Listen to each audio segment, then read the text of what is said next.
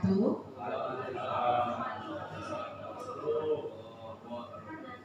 Terima kasih kepada Bapak Ibu Guru karena telah menghadiri acara diseminasi tentang penerapan disiplin positif.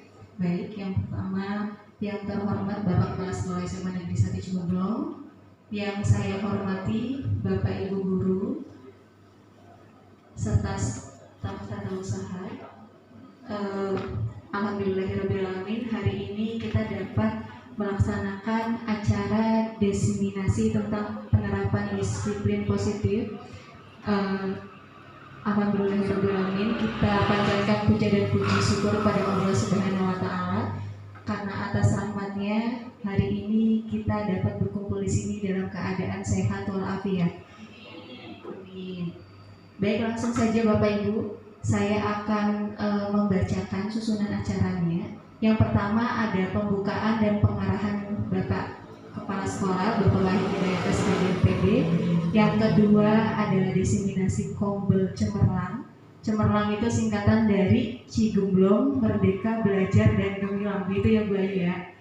Ya.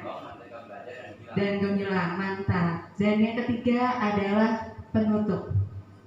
Baik, untuk acara pertama dipersilakan pada Bapak Wahid Hidayat selaku Kepala Sekolah SMA Negeri 1 Cigemblong untuk membuka dan berikan pengarahan tentang acara diseminasi ini.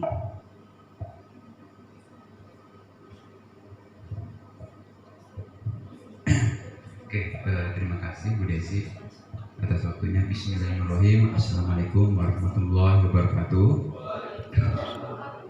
Yang saya hormati Pak Andi selaku pemateri dalam acara kita hari ini. Yang saya hormati Bapak Ibu Guru serta staf tata usaha SMA Negeri 1 Cigemblong. Puji dan syukur kita panjatkan kehadirat Allah Subhanahu wa Ta'ala bahwasanya pada kesempatan ini kita dapat melaksanakan acara nanti yang akan disampaikan oleh Pak Andi, yaitu diseminasi penerapan disiplin positif yang merupakan salah satu tugas dari calon guru penggerak rekan kita, yaitu Pak Andi Lesmana.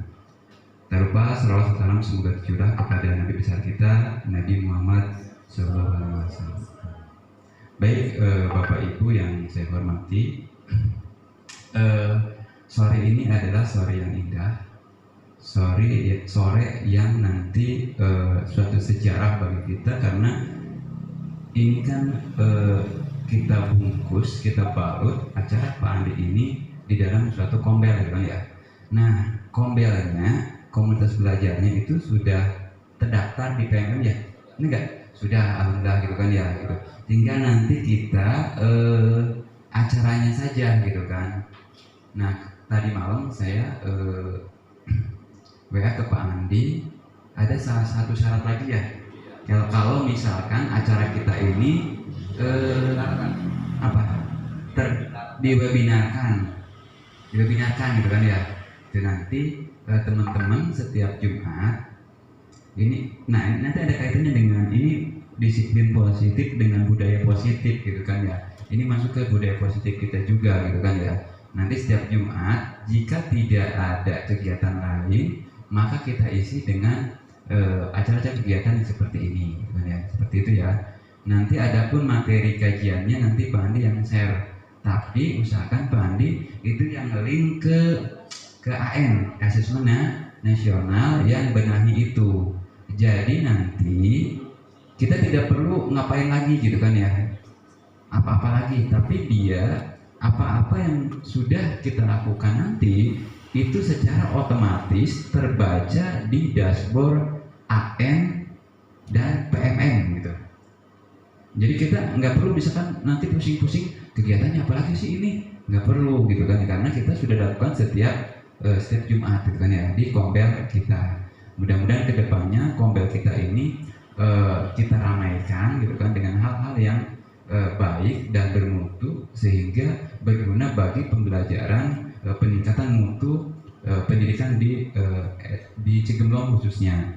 Dampaknya kemana ya, ke peserta didik gitu kan, seperti itu. Kita di sini nantinya tidak ada yang menggurui ya teman-teman semua. Ketika dikasih materi dipelajari saja, nanti kita bahas bersama-sama gitu kan ya. Tapi nanti teman-teman penggeraknya gitu kan ya, gitu kan, pemancingnya di depan gitu kan ya gitu. Tapi ketika diskusi kita barengan gitu kan ya. Dan alhamdulillah kombel kita mana namanya kombel Cemerlang, Cigemlong, Merdeka Belajar, dan Gemilang. Ini enggak ya? Oke, alhamdulillah hari ini adalah kegiatan pertama, dan insya Allah nanti ada sertifikatnya gitu kan ya, ada sertifikat. Tidak ada tokennya tentang Bapak ini, tidak ada tokennya ini mah gitu kan ya, gitu ya. Gitu. Nah, ngelink tadi ya ke PMM. Jadi nanti kalaupun nanti diwebinarkan kan ada linknya ya Pak Andi ya. Kalaupun nanti kegiatannya luring gitu, Bapak Ibu, ya, ini enggak ya, gitu. Tetap aja tapi nanti ketika orang mau masuk itu pasti harus disediakan sama kita kan ya, gitu ya, seperti itu. Itu Bapak Ibu ya tentang kombel kita. Jadi alhamdulillah mulai hari ini kombel kita sudah terbentuk dan sudah terdaftar di PMM. Alhamdulillah dan terima kasih teman-teman ya, ketua kombelnya Pak Andi, sekretaris Budes, Pak Herdi, wakil Pak Pepi, ya. Yang lainnya kita anggota dan PJ itu kan ya. Nah nanti Pak kalau gitu nanti dari urutan atas dulu yang nyampaikan materi, ya enggak juga gitu kan ya. Semua guru kita masuk ke itu Pak, masuk ke kepengurusan ya, iya. Jadi jangan misalkan kalau gitu di atas dulu yang menyampaikan materi, ya enggak juga ya. Gitu kan ya. Nanti ditanya sama Pak Andi sang ketua nih, Pak misalkan minggu depan kalau tidak ada kegiatan kita siap gitu, tapi entong duduk gitu kan, persiapan dulu gitu kan ya, minimal ada yang disampaikan gitu ya. Tapi bahasannya itu ya yang benar itu, gitu. Seperti itu ya Bapak Ibu ya, gitu kan ya. Selanjutnya kita akan Pak Andi akan mendiseminasikan tentang penerapan disiplin positif. Ini materinya sangat baik, bagus dan bermanfaat nanti untuk kita sebagai bekal nanti yang kita sampaikan kepada anak-anak kita yang seperti apa sih disiplin positif gitu kan ya, budaya positif seperti apa. Yang jelas saya sambil ingat dulu gitu ya Pak Andi ya, Pak Herdi ya, bahwa disiplin positif kan jadi ada apa ya, dari diri hati kita secara ikhlas itu. Artinya memberikan anak itu bukan misalkan tanpa hadiah, ya benar, tanpa hadiah atau tanpa penghargaan gitu kan ya, seperti itu gitu kan. Tapi kadang-kadang kita kan makanya kalau di guru penggerak itu apakah hadiah itu ada kan ya, kan katanya nggak ada gitu kan ya, gitu kan ya, pujian gitu kan ya, atau ini tepuk tangan saja gitu kan ya, seperti itu gitu kan ya. Nanti dikupas sama Pak Andi kan ya. Teman-teman, marilah nanti kita ikuti dengan sesama, kita diskusi gitu kan ya.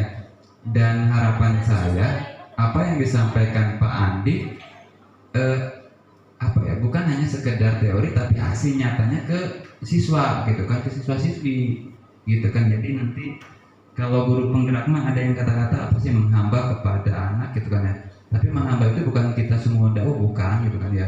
Tapi kita apa-apa yang disampaikan oleh kita itu kita sampaikan kepada anak gitu kan ya. Kita itu anaknya mau gimana sih gitu kan ya, siswa mau seperti apa ya, kita ikuti dengan ikhlas gitu kan ya. Baik, tidak panjang-panjang ya Pak Ibu, yang penting saya kegiatan ini saya apresiasi ya. Saya cuma terima kasih kepada teman-teman dan juga kepada Pak Andi yang sudah nanti menginisiasi kegiatan ini gitu kan ya. Semoga kegiatan ini bermanfaat untuk kita semua ya, dan juga untuk peningkatan mutu di sekolah kita, yang dampaknya adalah peningkatan kepada anak didik kita.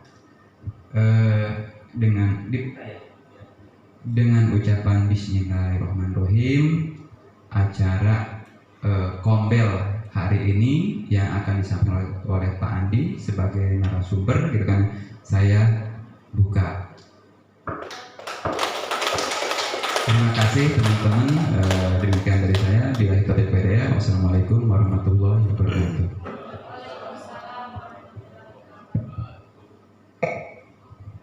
Baik, terima kasih Bapak Kepala Sekolah atas insight tentang Kombel dan disiplin positif. Ternyata Kombel ini dapat sertifikat ya Pak ya? Ya Alhamdulillah kita bisa menambah sertifikat setiap hari Jumat Bapak Ibu. Baik, selanjutnya langsung saja akan dijelaskan oleh Pak Andi tentang diseminasi penerapan disiplin positif. Silakan Pak Andi.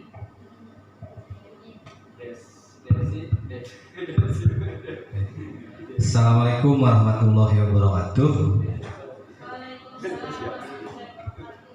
Yang terhormat Bapak Kepala Sekolah SMA Negeri 1 Cigemblong, yang terhormat rekan-rekan Wakasek dan Dewan Guru SMA Negeri 1 Cigemblong. Alhamdulillah pada kesempatan ini kita bisa bertatap muka di ruangan ini dengan acara kita pada menjelang sore hari ini, yaitu tentang diseminasi penerapan disiplin positif. Perlu saya klarifikasi dulu Pak, sebetulnya saya belum pantas kalau disebutkan narasumber. Kita di sini ini aja, sistemnya kita diskusi ya Bapak Ibu. Karena saya juga sama masih belajar. Kalau Pak Herdi mungkin dia sudah pantas karena sudah lulus. Udah suhu ya. Jadi kita sistemnya diskusi aja di sini. Kita belajar bersama, membahas bersama, ya nanti kita saling tanya jawab, kolaborasi aja. Gitu. Baik Bapak Ibu, alhamdulillah kegiatan ini sebetulnya pas ini momennya ya. Pertama, kebetulan saya ada tugas diseminasi untuk aksi nyata di modul 1.4, dan pas momennya kita sedang launching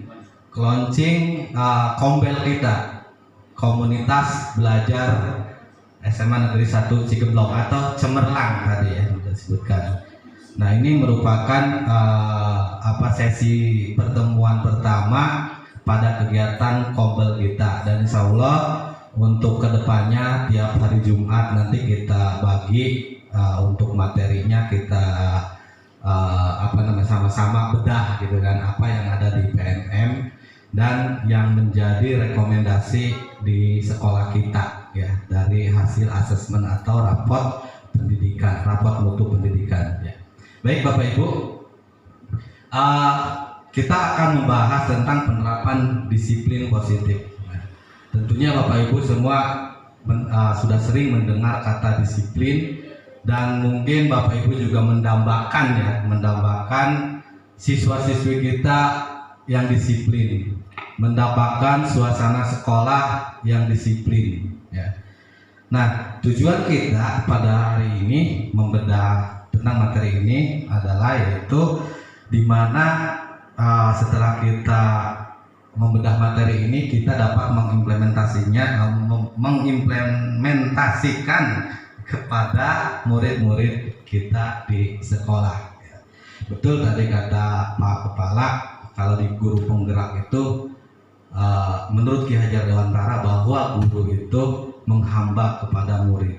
Apa yang kita lakukan di sekolah, apa yang kita rencanakan, apa yang kita rancang, itu muaranya ada di murid ya, untuk murid ya. Makanya kita menghamba kepada murid ya. Nah, tentang menghamba kepada murid ini ternyata di kurikulum Merdeka juga itu mengadopsi atau mengimplementasikan dari filosofi Ki Hajar Dewantara, bahwa murid itu harus bahagia di sekolah ya. Murid itu harus mendapatkan suasana yang menyenangkan ketika belajar. Makanya kita sebagai guru itu harus memfasilitasi, harus menyenangkan murid ya, agar murid dapat belajar dengan senang ya. Dan apa yang kita seperti tata tertib ya, aturan-aturan yang ada di sekolah, nah itu agar dapat dipatuhi oleh murid, tetapi dengan timbul dari kesadaran mereka sendiri, timbul dari hati mereka sendiri ya. Jadi harus ada unsur intrinsiknya ya gitu. Nah baik, selanjutnya sebelum kita bahas lebih lanjut, di sini ini ada beberapa pertanyaan, boleh saya berdiri ya. Nah ini jawabannya setuju atau tidak setuju.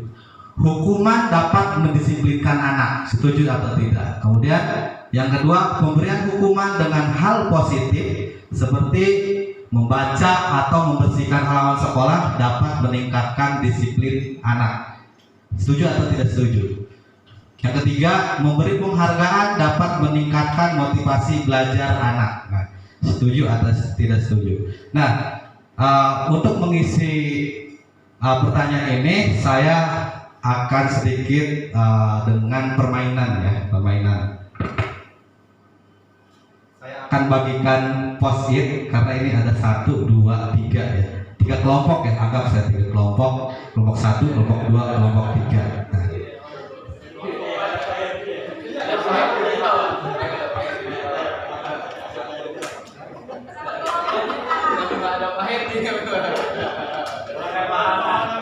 karena perempuan ya, saya kasih yang pink ya.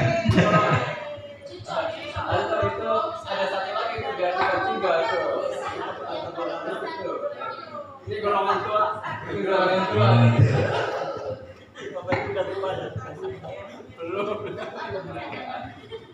Wah, sih itu udah berubah. Baik Bapak Ibu, silakan diisi. Kemudian setelah diisi nanti diberi nama sesuai kelompoknya, ditempel di sini. Kelompok cantik ya, kebetulan ibu-ibu semua ya. Kelompok apa ini? Kelompok lolos ya. Ya. Ini jawabannya sementara cukup setuju atau tidak setuju nanti ya.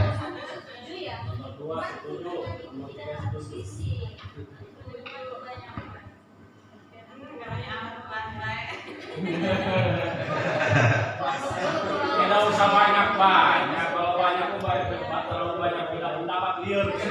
Buat lewat ngotot, kolototnya.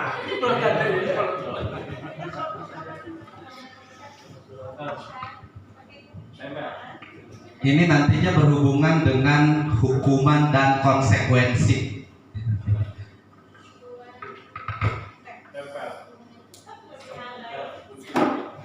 Ustaz duluan. Berikan tepuk tangan untuk Pak Ustaz. Tepuk tangan.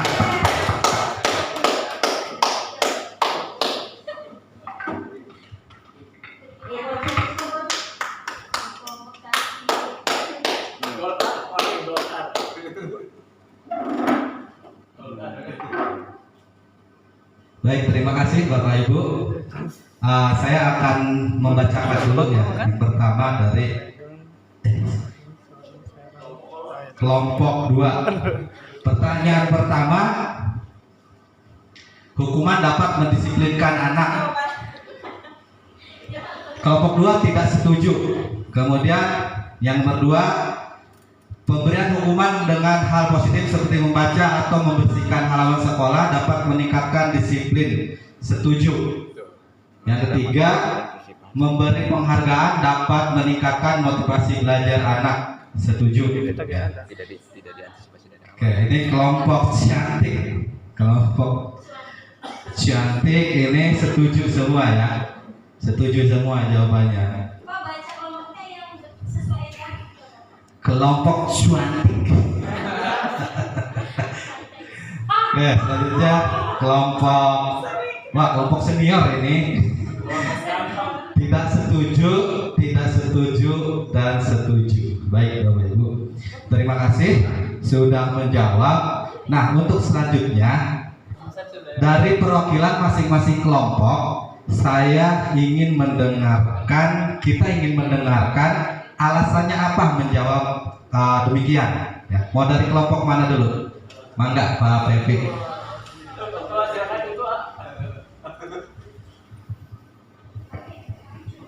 Cek. Assalamualaikum warahmatullahi wabarakatuh. Waalaikumsalam warahmatullahi wabarakatuh. Baik, saya akan coba menjawab poin nomor 1 ya, hukuman dapat mendisiplinkan anak. Kenapa saya jawab tidak setuju? Karena berdasarkan hasil pengalaman saya, ketika kita memberikan hukuman kepada siswa, justru siswa itu malah justru bertambah bandel gitu Pandi ketika siswa diberikan hukuman. Tapi ketika kita kembali ke poin nomor 2, siswa pemberian hukuman dengan hal positif. Kita memberikan hukuman misalkan siswa suruh membaca ke perpustakaan. Itu justru ketika siswa melakukan literasi, dia justru akan semakin banyak pengetahuan dan akan semakin banyak juga hal-hal positif yang akan dia ambil gitu. Berarti intinya siswa tersebut akan ke arah lebih baik gitu. Nah, yang kedua atau membersihkan halaman sekolah dengan meningkatkan disiplin anak siswa. Ketika kita beri hukuman, tidak usah siswa suruh berlari, tidak usah kita tempeleng, tidak usah kita pelototin, marah-marahi, tidak usah sebetulnya ya. Kenapa? Karena sudah saya katakan tadi, siswa justru bertambah gitu. Kenakalan-kenakalannya ketika ketika kita suruh membaca atau suruh membersihkan halaman, nah itu ada nilai positifnya. Yang pertama, halaman yang tadinya kotor jadi bersih kan gitu. Siswa yang tadinya tidak pernah melakukan literasi, ketika di perpustakaan dia minimal walaupun sedikit dia pasti melakukan literasi tersebut gitu. Lalu poin yang ketiga, memberi penghargaan dapat meningkatkan motivasi belajar anak. Saya sangat setuju sekali. Karena itu hal yang sering saya lakukan di kelas. Saya sering melakukan memberikan reward walaupun bukan bentuk hadiah, tapi memberikan reward dengan memberikan tepuk tangan ketika anak menjawab soal atau menjawab pertanyaan. Dia justru tambah semangat gitu, semakin meningkat motivasinya. Oke, terima kasih. Mungkin itu saja yang bisa saya sampaikan. Assalamualaikum warahmatullahi wabarakatuh. Waalaikumsalam warahmatullahi wabarakatuh. Beri aplaus untuk Pak Febi.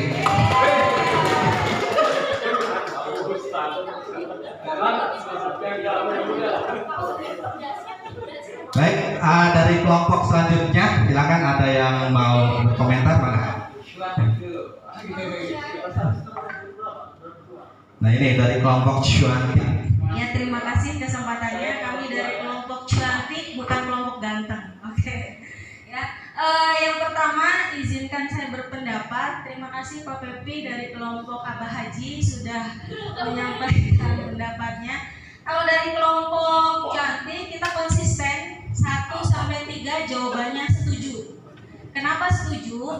Kita perlu cerna kalimatnya dengan seksama, bapak-bapak, ibu-ibu semuanya. 1. Hukuman dapat mendisiplinkan anak. Kenapa dari kelompok kami menjawab setuju? Kalimat hukuman di sini adalah hukuman secara garis besar. Ya, jadi setuju untuk mendisiplinkan anak. Kenapa? Karena di kalimat kedua itu pemberian hukuman dengan hal positif seperti membaca. Jadi membaca dan membersihkan halaman termasuk hukuman, Pak Pepi. Kecuali akan salah kalimatnya jika nomor 1, hukuman fisik dapat mendisiplinkan anak, baru tidak setuju. Ya, jadi kalau kalimat pertamanya tidak setuju, kalimat keduanya setuju, itu kalimat rancu.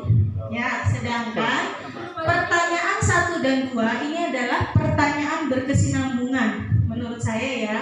1, hukuman dapat mendisiplinkan anak, setuju. Hukuman yang seperti apa dulu? Apakah disuruh guling-guling? Apakah disuruh ngapain? Kalau hukumannya hal positif tak masalah ya. Contohnya apa?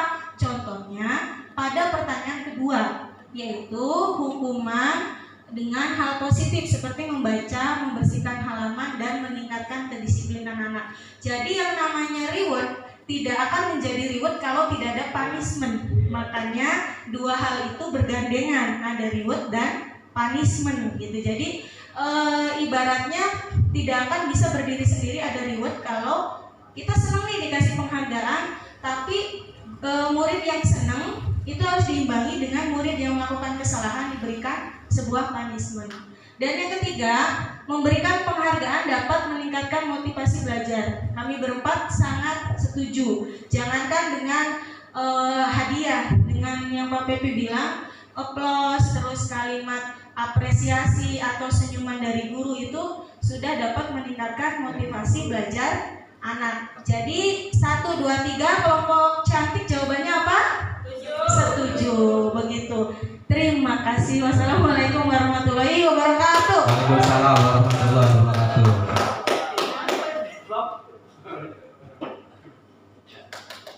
Dari kelompok selanjutnya, apa ada yang mau berkomentar? Mangga Pak Haris. Mangga. Assalamualaikum warahmatullahi wabarakatuh. Waalaikumsalam warahmatullahi wabarakatuh. Ini Nomor 3 dulu, ntar saya satu. Hah? Nomor 3 dulu Mas Aris. Oh, nomor 3. Tadi yang pertama tidak setuju ya. Hukuman dapat mendisiplinkan anak.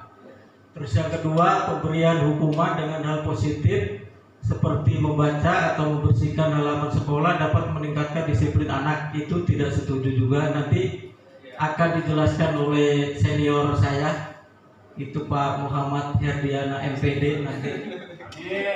Yang ketiga ini tadi jawabannya tidak setuju ya Pak Herdi ya. Memberi penghargaan dapat meningkatkan motivasi belajar anak, ini setuju ya? Setuju. Jadi nomor 1 dan 2 tidak setuju, nomor 3-nya setuju. Kenapa?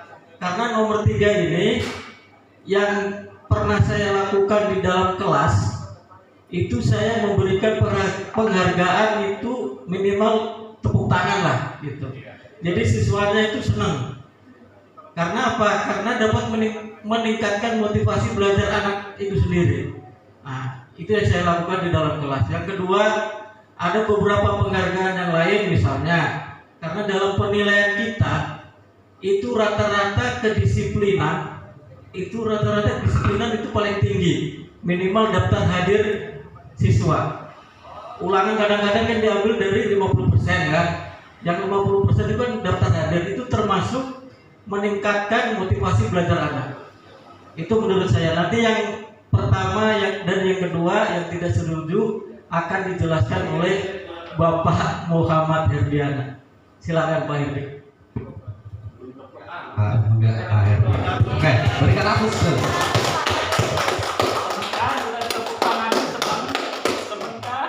Terima kasih Pak Haris ya. Yang nomor 1 dan nomor 2 ya. Grup apa Mas Aris? Kita grup apa tadi? Grup ganteng. Padat ya. Dua-duanya kami mengatakan tidak setuju. Ya kenapa? Karena hukuman itu kita tidak ada di sekolah itu yang namanya hukuman ya. Mau hukuman bersifat positif ataupun negatif, kita itu seorang guru cuman hanya menuntun ya. Kesalahannya itu kita harus mencari tahu solusinya dan permasalahannya di siswa itu kenapa berbuat salah ya. Karena kita seorang guru hanya harus mengetahui kenapa si siswa ini melanggar ya, dan kita juga harus tahu cara solusinya gimana, kenapa siswa ini melanggar dan kenapa siswa ini berbuat salah ya. Cuman mengetahui aja. Terus setelah tahu kesalahannya, kita sebagai guru menuntun siswa itu mencari jalan keluarnya supaya dia tidak salah atau tidak lagi melanggar aturan tata tertib di sekolah lagi. Gitu. Mungkin itu saja dari saya. Assalamualaikum warahmatullahi wabarakatuh. Waalaikumsalam warahmatullahi wabarakatuh. Berikan tepuk tangan yang paling kencang buat Pak Herdi. Terima kasih Bapak Ibu dari masing-masing kelompok sudah mengomentari sesuai dengan pendapatnya masing-masing. Nah, hal ini yang akan kita bahas nanti ya. Oke. Nanti kita bahas lagi. Nah, pembahasan kita pada sore hari ini yaitu tentang yang pertama, disiplin positif dan nilai-nilai kebajikan universal. Kemudian yang kedua, teori motivasi. Kemudian kebutuhan dasar manusia, restitusi 5 posisi kontrol, dan yang kelima segitiga restitusi. Ya. Oke. Nah, ini yang akan kita bahas. Nanti sekaligus jawaban yang tadi akan kita temukan nantinya.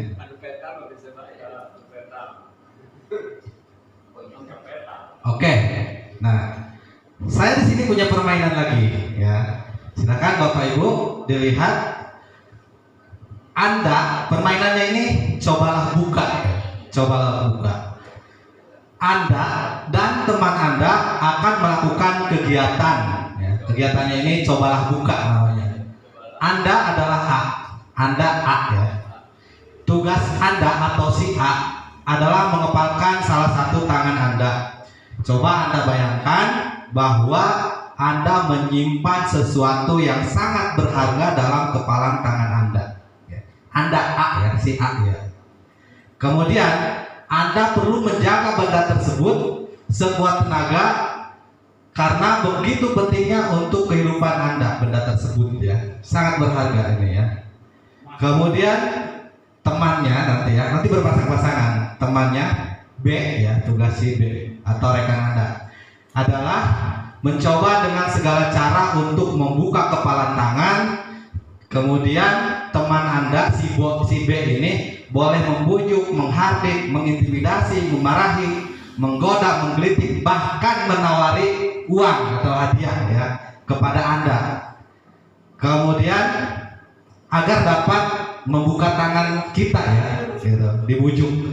Kemudian coba lakukan kegiatan ini dengan waktu 30 detik. Sekarang pas berpasang-pasangan, ya. Silakan siapa yang ingin menjadi Anda atau A, siapa yang ingin jadi B.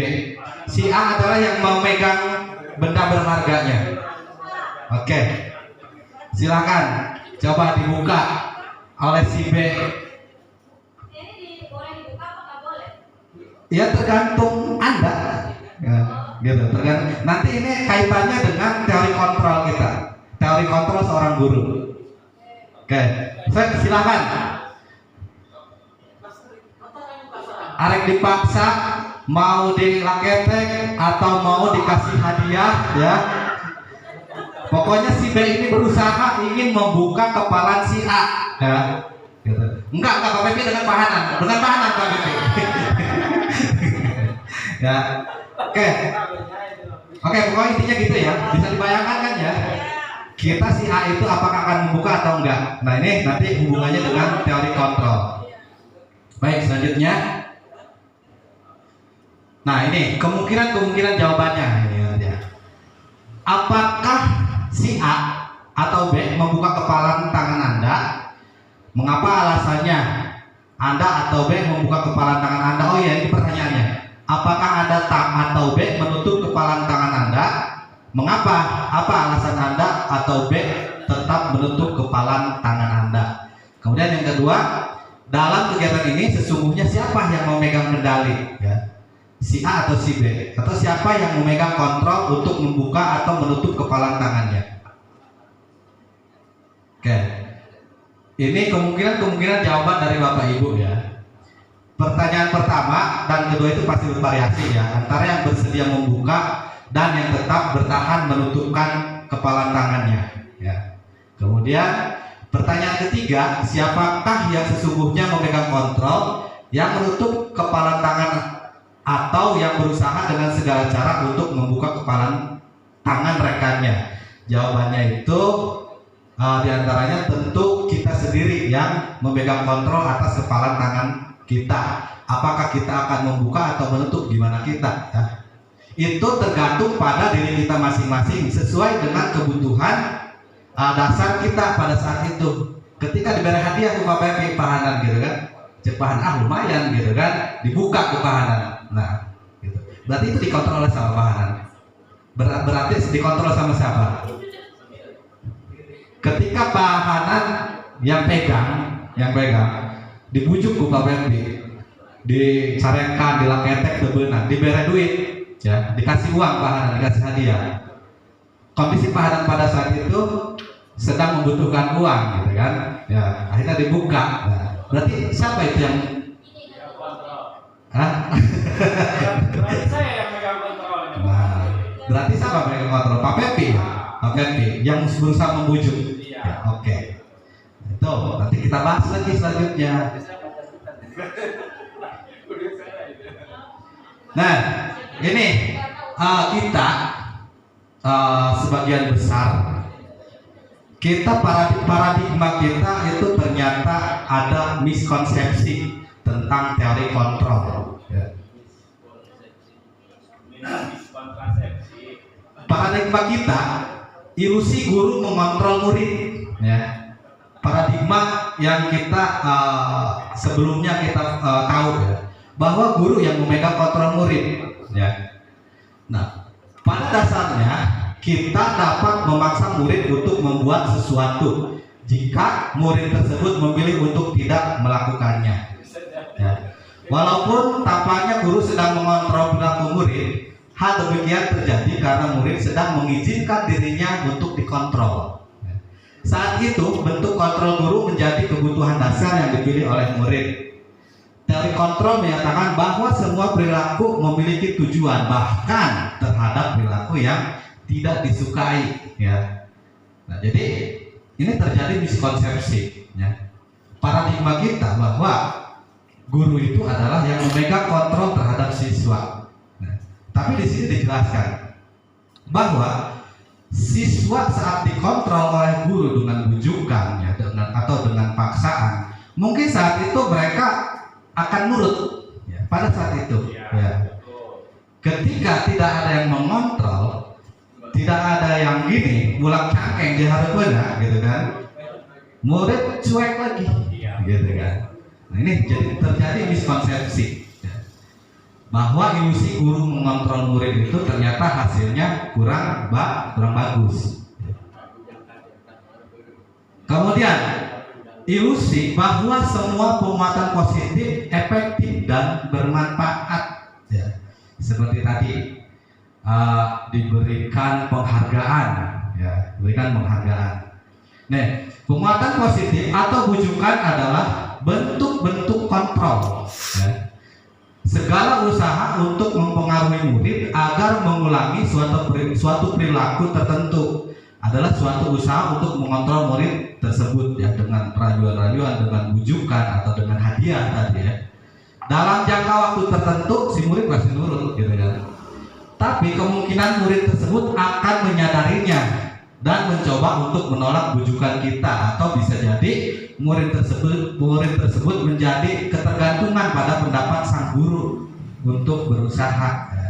Ketika tidak diberi reward lagi, si murid itu sadar, gimana kayak gitu kan, merah hadiah, gitu kan. Nah, itu artinya kesadaran si murid tersebut belum timbul dari dalam dirinya. Motivasinya eksternal, bukan dari internal dirinya, ya. Selanjutnya, ilusi bahwa kritik dan membuat orang merasa bersalah dapat menguatkan karakter, ya. Contohnya seperti apa? Kritik dan membuat orang merasa bersalah. Misalnya gini, "Hei nak, sini kamu, coba kamu bajunya dimasukkan," gitu kan. Kalau kamu seperti ini, bapak atau ibu nanti dimarahin oleh Pak Kepala Sekolah, gitu kan. Nah, ya, apa itu? Ya, nah itu merupakan suatu apa namanya, kritik yang membuat orang merasa bersalah, ya. Si murid tersebut akan merasa bersalah, oh kalau saya berperilaku seperti ini kasihan guru saya, gitu kan. Nah, itu yang ilusi bahwa kritik dan membuat orang merasa bersalah dapat menguatkan karakter. Nah, itu ternyata tidak bagus juga, ya, menurut dari teori ini. Nah, kemudian selanjutnya ilusi bahwa orang dewasa memiliki hak untuk memaksa. Jadi paradigma kita bahwa orang yang lebih dewasa atau dalam artian kita guru itu memiliki hak untuk memaksa. Nah, banyak orang dewasa yang percaya bahwa mereka memiliki tanggung jawab untuk membuat murid-murid berbuat hal-hal tertentu. Apapun yang dilakukan dapat diterima selama ada semua kemajuan berdasarkan sebuah pengukuran kinerja. Kemudian pada saat itu pula orang dewasa akan menyadari bahwa perilaku memaksa akan efektif untuk jangka waktu yang panjang dan sebuah hubungan permusuhan akan terbentuk. Ya. Nah, ini paksaan ini lebih ke hukuman, ya, lebih ke hukuman. Nah, ternyata menurut teori ini paradigma seperti ini itu kurang tepat, ya. Oke, bagaimana seseorang berubah dari paradigma stimulus respon kepada pendekatan teori kontrol? Nah, ini menurut Stephen R. Covey. Ya. Nah, ini perubahan paradigma. Nah, sekarang mari kita ubah paradigma kita, ya, dari stimulus respon menjadi ke teori kontrol. Ya, nggak jelas ya, kurang jelas. Stimulus respon, realitas kebutuhan kita sama. Ya.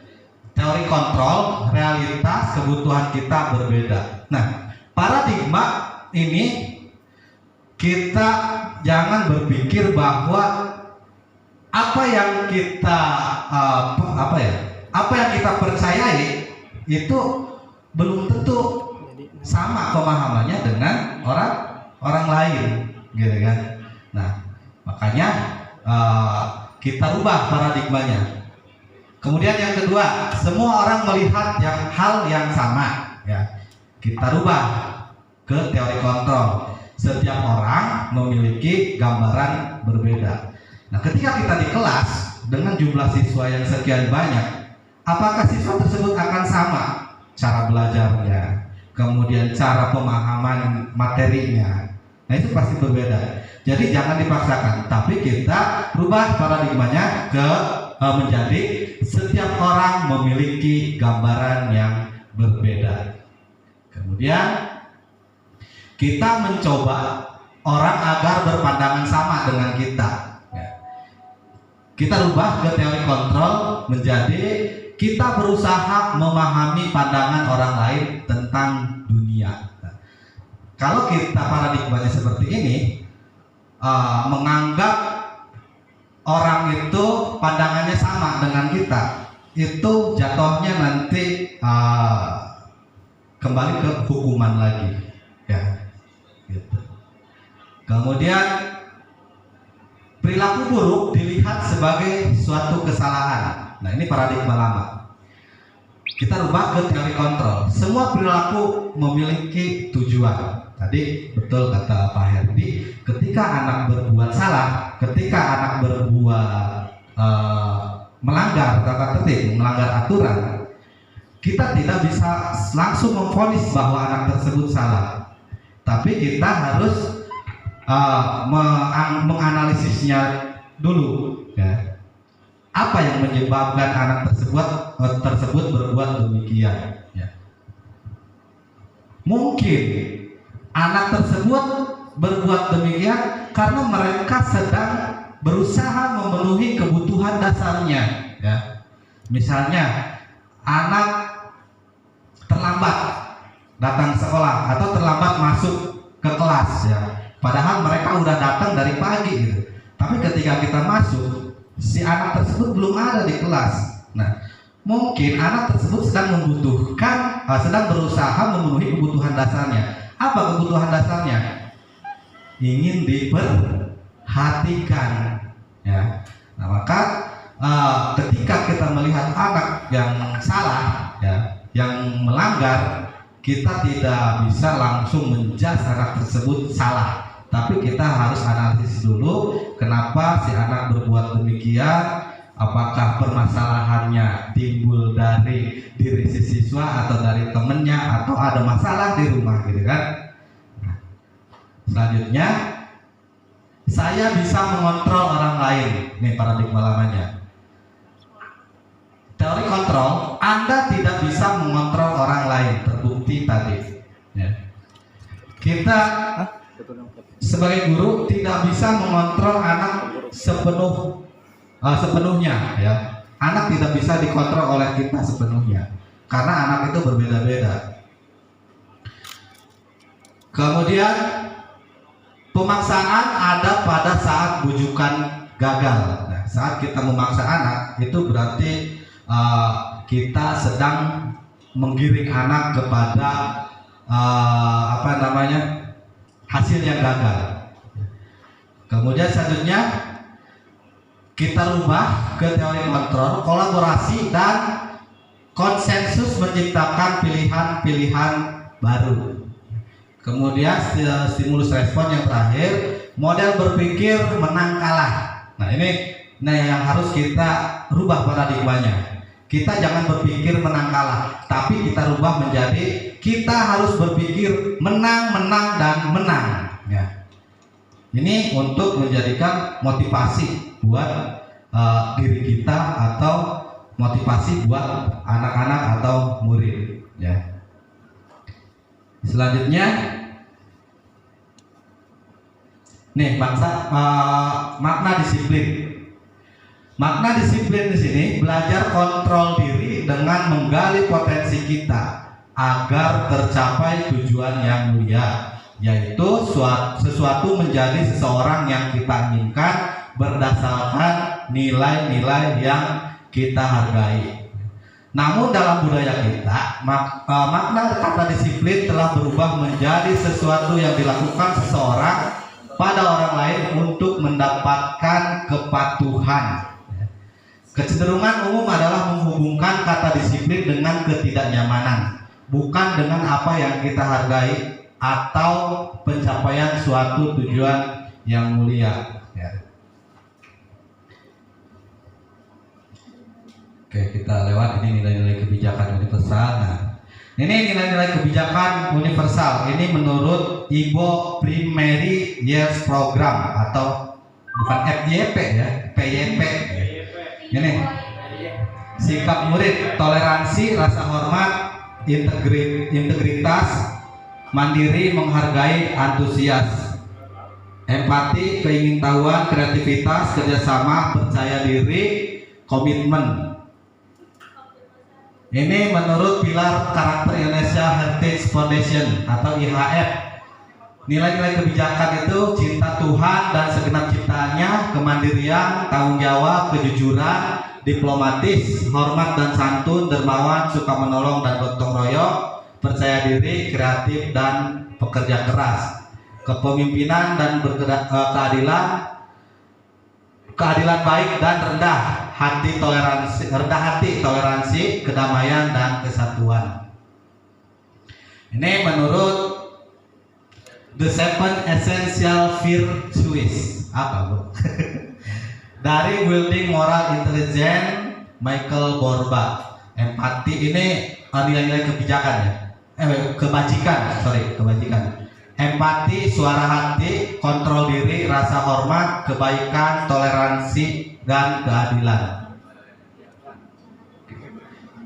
Nah, materi selanjutnya ini perlu ice breaking dulu nggak ini?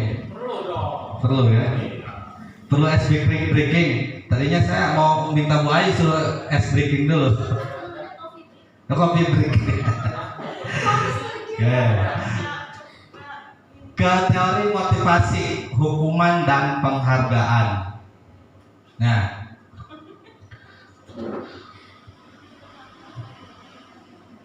untuk menghindari ketidaknyamanan atau hukuman, apa yang akan terjadi apabila saya tidak melakukannya. Nah, ini adalah motivasi eksternal ya. Kemudian untuk mendapatkan imbalan dari orang lain atau intuisi apa yang akan saya lakukan apabila saya melakukannya. Ini masih motivasi eksternal. Kemudian yang ketiga, untuk menghargai diri sendiri. Saya akan menjadi orang yang seperti apa bila saya melakukannya. Nah, ini tujuan pokok kita dalam penerapan disiplin positif. Bagaimana kita caranya agar menimbulkan kesadaran dari hati si murid, ya. Motivasinya itu bukan karena apa-apa, tapi motivasinya keluar dari hatinya atau motivasi internal, ya. Seperti tadi hukuman, kemudian penghargaan. Nah, itu motivasinya adalah motivasi eksternal atau dari luar, ya. Bukan kesadaran dari siswa. Ketika siswa kebiasaan diberikan hukuman atau kebiasaan diberikan penghargaan, ya, ketika keduanya itu hilang, ya, mereka tidak akan bisa berlaku seperti apa yang kita harapkan lagi, karena mereka motivasinya hanya pada reward, ya, atau hanya takut pada hukuman, ya. Nah, jadi tugas kita, ya, nanti kepada murid itu bagaimana caranya kita dapat menimbulkan motivasi internal untuk mewujudkan disiplin di sekolah.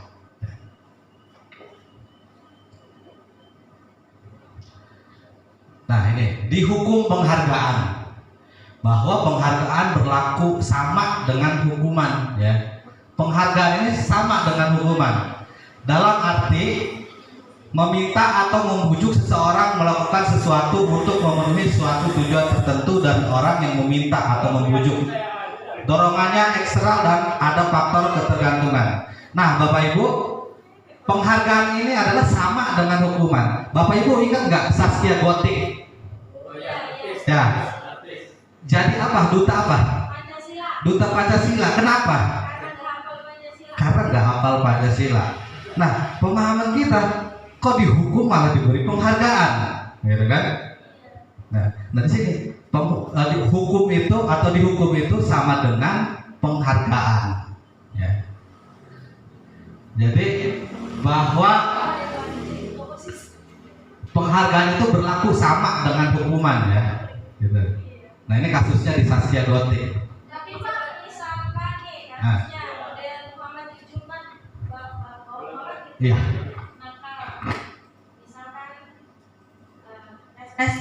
Muhammad Jujun kan misalkan salah satu yang nakal atau Kelvin. Din paehan lagi. Stop.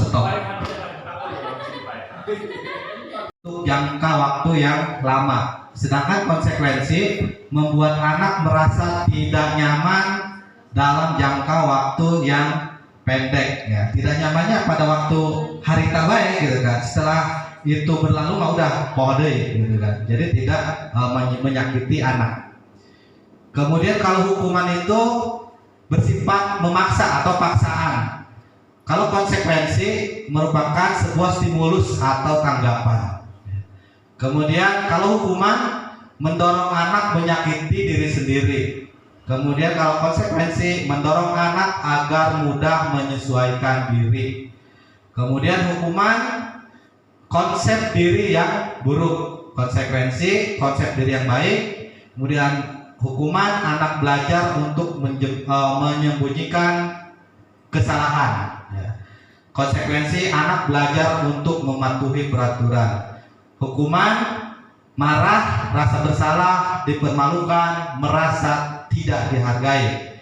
Kemudian konsekuensi kehilangan hak, kehilangan hak, ya, dibuat tidak nyaman, diasingkan untuk sementara, ya, untuk sementara waktu aja. Setelah setelah kejadian tersebut berlalu, maka akan segera hilang kalau konsekuensi, ya. Ini restitusi bisa lewat aja. Ya, ini kebutuhan dasar manusia dan dunia yang berkualitas. Nah, tadi ketika ketika murid melakukan sebuah pelanggaran atau melakukan hal-hal yang tidak sesuai dengan norma atau peraturan di sekolah, mungkin murid tersebut sedang berusaha memenuhi kebutuhan dasarnya. Nah, sementara apa aja sih kebutuhan dasar manusia? Ada 5 kebutuhan dasar manusia. Yang pertama, bertahan hidup. Ya. Kemudian butuh kasih sayang dan rasa diterima. Betul nggak Pak Epi? Butuh kasih sayang ya? Betul ya? Betul. Kemudian manusia itu butuh penguasaan, butuh kebebasan, butuh kesenangan. Nah, kebutuhan bertahan hidup itu apa aja? Makanan, pakaian, tempat tinggal, keamanan, dan kesehatan. Ya. Kemudian kasih sayang. Tapi kasih sayang itu butuh kasih sayang itu ya? Betul. Dari siapa? Apa aja sih kebutuhan kasih sayang itu? Kasih sayang itu rasa diterima, diperdulikan, berbagi, kerjasama, menjadi bagian kelompok. Ya. Kemudian penguasaan itu mencakup harga diri, keinginan untuk dianggap, kemudian memimpin, berprestasi, ingin diakui atau didengar. Ya. Kemudian kebebasan itu mencakup mandiri, memiliki pilihan, mencoba hal baru, mampu mengendalikan, kemudian mampu mengendalikan dirinya. Ya. Kemudian kebutuhan kesenangan ini mencakup bermain, humor, antusias, atau tertawa. Ya. Nah, itu adalah kebutuhan dasar manusia. Nah, ketika anak melakukan hal yang negatif atau hal yang salah atau melanggar norma, kita kembali lagi, kita telusuri kebutuhan apa nih yang sedang ingin didapatkan oleh anak tersebut. Ya. Maka perlakuannya juga harus bisa disesuaikan ya, dengan kebutuhan mereka. Nah, ini 5 posisi kontrol. Ya. Kontrol, Pak Bebe ya, kontrol. Ya. Jadi ada 5 posisi kontrol guru ya, 5 posisi kontrol guru. Ada guru yang penghukum ya. Kemudian pembuat orang merasa bersalah ya. Kemudian posisi kontrol sebagai teman pemantau ya. Kemudian yang kelima sebagai manajer. Nah, kita seorang guru harusnya ada di posisi mana kira-kira ya? Di penghukumkah? Pembuat merasa bersalahkah? Manajer. Kenapa? Oh, manajer. Oke. Ternyata Bu Nisa sudah mendahului. Tepuk tangan buat Bu Nisa.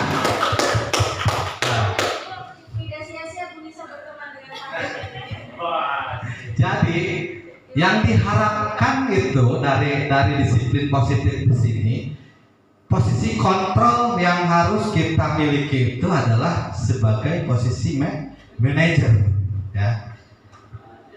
Karena posisi manajer itu akan menghasilkan identitas berhasil atau sukses, ya.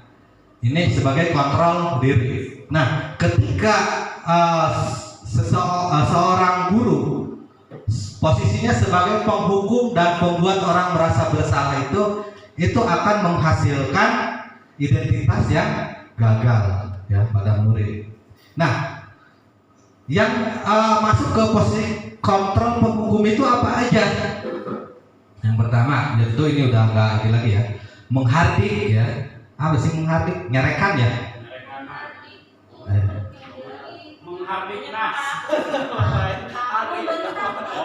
Menghardik ya, menunjuk-nunjuk ya, menyakiti, menyindir. Ini masuk ke penghukum. Nah, kalau kalimatnya ini contohnya, kalau kamu tidak melakukannya, awas ya, rasakan gitu kan. ada ancaman ya.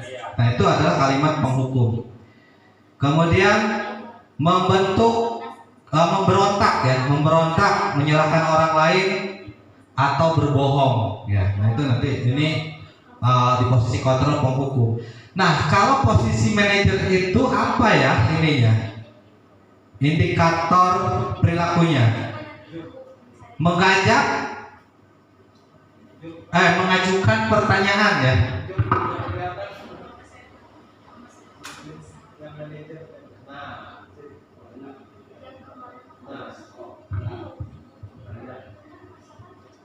Nah indikator